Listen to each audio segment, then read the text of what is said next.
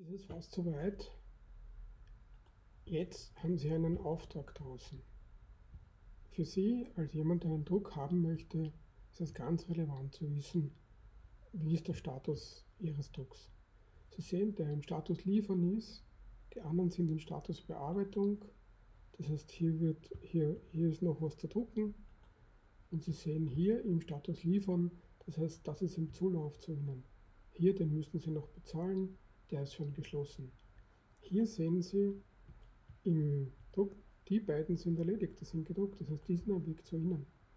Wenn Sie jetzt das Paket erhalten haben mit dem Druck, bitte kontrollieren Sie die Ware, dann gehen Sie auf Akzeptiert und bewerten Sie die Qualität.